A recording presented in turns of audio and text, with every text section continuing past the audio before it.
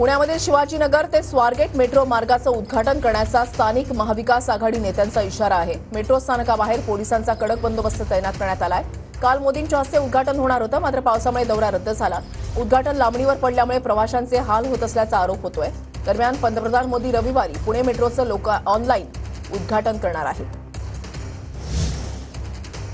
Metro स्थानकाच्या बाहेर आता पोलिसांचा कडक बंदोबस्त पाहायला मिळतोय। काल मोदींच्या हस्ते या मेट्रो मार्गाचं उद्घाटन जे ते होणार होतं, मात्र मुसळधार पाऊस पडत असल्यामुळे आणि सभास्थळाच्या ठिकाणी चिखलमय परिस्थिती पाहायला मिळत होती, त्याच्यामुळे मोदींचा दौरा रद्द झाला। तैनात करण्यात आलेला आहे।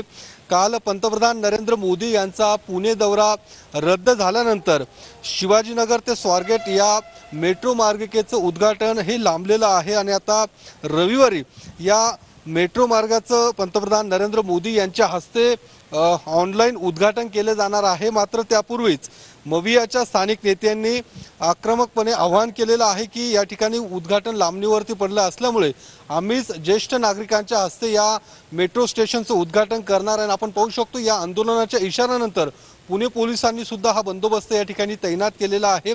आंदोलकांना या ठिकाणी येऊ दिले जाणार नाहीत। सर, काय नेमका हा बंदोबस्त या ठिकाणी मोठा आपण लावलेला आहे?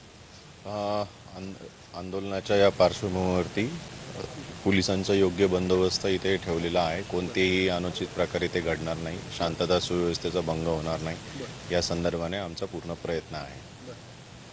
खरं तर उद्घाटनाची नवीन तारीख जाहीर सुद्धा करण्यात आलेली आहे, मात्र तरी सुद्धा मवियाचे नेते कार्यकर्ते या ठिकाणी येणार, उद्घाटन करणार असा इशारा दिला, त्यावर ठाम आहे।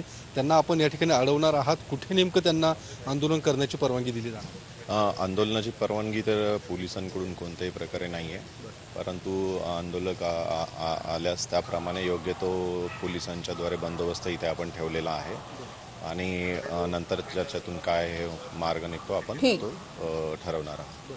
तर या सगळ्या काही आंदोलकांना नोटिसा वगैरे आपण बजावल्या किंवा काही सूचना दिल्या? नक्कीच खबरदारी या ठिकाणी पोलिसांकडून घेतली जाते। धन्यवाद योगेश दिलेल्या सविस्तर माहितीसाठी।